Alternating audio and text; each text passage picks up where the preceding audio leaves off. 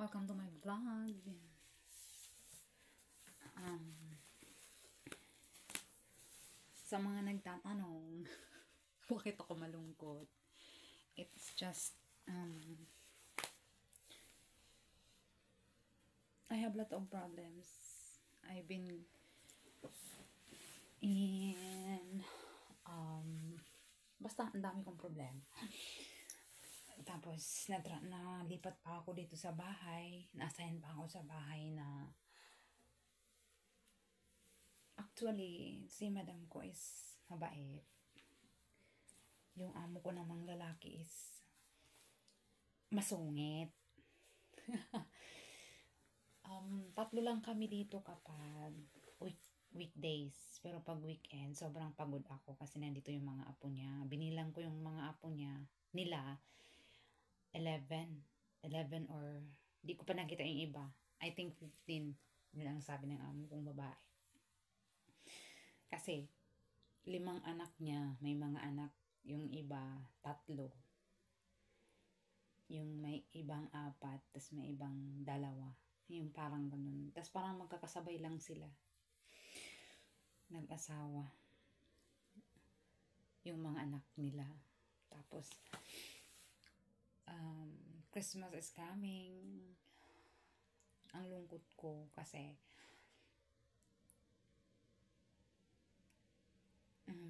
gusto kong makasama yung pamilya ko, but this is life. Malayo ako sa kanila. Hindi constant yung communication namin kasi walang internet doon. Pag ganito kasi, pag tag-ulan, nawawala yung internet connection namin doon sa amin. Tapos eto pa, basta ang dami kong problemang iniisip. Minsan natatawa na lang ako eh. Sabi ko, minsan gusto ko nang maging lamok. Yung pakalat-kalat lang dyan, tas nangangagat.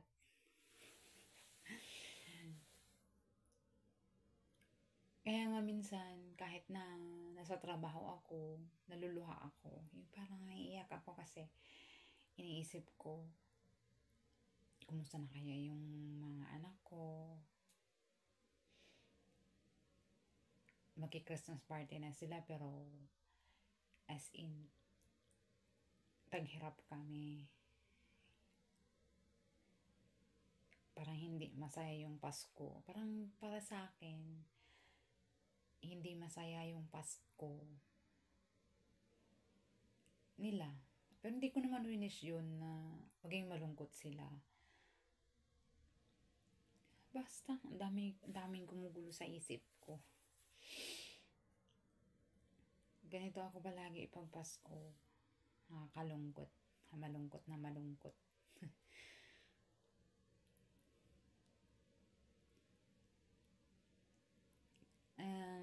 Noon kasi, naalala ko kasi ng bata pa ako. Ano pa lang, parating pa lang yung Pasko. Ready na yung lola ko. Mga nasa 15 pa lang, 15, 16, ganyan, 17. Nagkukupra na kami niyan. Tapos, tutuon namin sa mga 22, ganyan, 22. Kailangang maibenta na namin yung kupra namin kasi si lola ko mamimili na yun ng mga sangkap. Actually, nung bata pa ako, hindi ko alam yung spaghetti, yung salad. Sobrang saya ko na sa lutong biko ng lola ko. Biko, may pansit, may nilagang karning baboy, may sikwati. Yun ang saya ko na sobra. Tapos, yung lolo ko, kailangan talagang may tuba yun siya palagi. Lumaki ako ng ganun. Yung ang saya-saya kasi feel ko, hindi naman sa about sa handa. It's not about sa handa. It's about, kasi yung lola ko pag Pasko, may regalo talaga yun sa amin. Kasi, nung simula nung namatay yung papa ko, sa kanila na ako lumaki. So, namulat ako na palaging may surprises sa akin. May mga ano talaga, yung may mga binibigay silang something. Although hindi naman kamahalan, yung kaya lang nilang bilhin para sa akin. Pero napakasaya ko na. As in, halimbawa, yung lola ko pupunta ng bayan, bibili ng bigas, ng ulam. Tapos, ayun, pag uwi niya, may dala yung favorite ko yung putumaya. Yung ano yun, putumaya ang tawag. Yung malagkit yun na niluto sa gata. Pero walang asukal. Ano lang yun, parang asin lang. Tapos, ayun, ang saya-saya ko na. Parang sobrang saya ko. Tapos, kahit yung lolo ko, hindi yun nagpupunta ng bayan. Never talaga yun. Siguro, nagpupunta yun sa isang taon. Parang 4 na beses lang or 3 beses lang makapunta ng bayan. Kasi hindi ayaw niya talagang maghintay ng sasakyan. Naalala ko kasi yung lolo ko kasi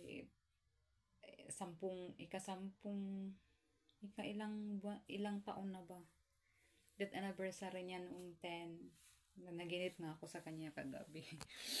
Kasi hindi ko na naalala. Hindi ko na kasi nakita kung anong petsa na. Dahil sa sobrang busy. Kapag nagpunta naman siya sa bundok, palagi yung may pasalubong sa akin pag uwi. Wala, di talaga yun, expect ko na talagang may pasalubong ako. Simula nung nagmulat ako, madami kaming apo. Yung mga stepsister at stepbrother ko, nandoon, mga pinsan ko, anak ng mga tito ko, nandoon din. Magkasama-sama kami. Pero ako yung prioritize ng lolo ko. Totoo yan. Yung tatawagin mo na ako. Tapos pag lapit ko, bibigay sa akin ang marami. Saka nabibigyan yung iba kong ibang apo. Naalala ko yun.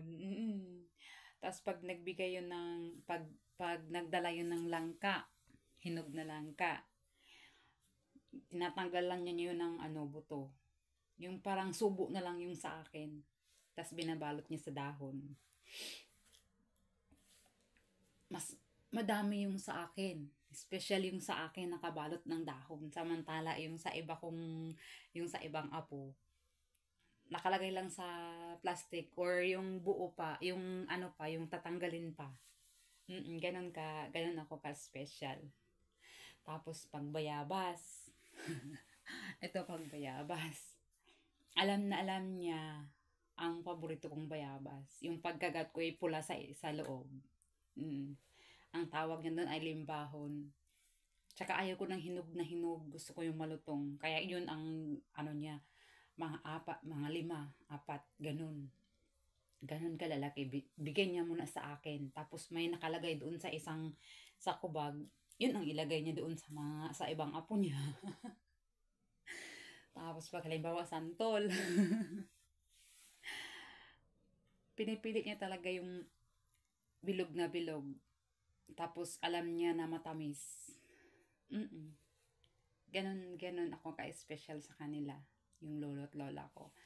Kaya every Pasko, nalulungkot ako kasi nga dati kahit walang salad, walang spaghetti, walang cake, simpleng pansit, nilagang karning baboy, tapos biko, tapos may sikwate.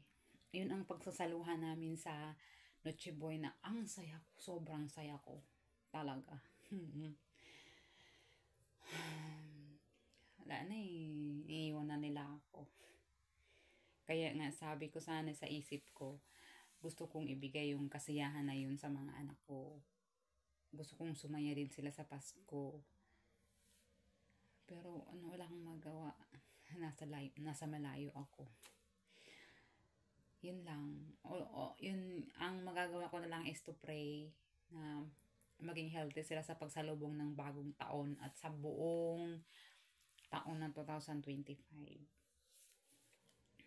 Namiss ko na sila. Sana bigyan pa ako ng more lakas para lumaban. Ayan, yun lang. Thank you guys. Sana makapag-live na ako na yung kakausapin ko kayo kasi namimiss ko na kayo. I miss you all. Bye!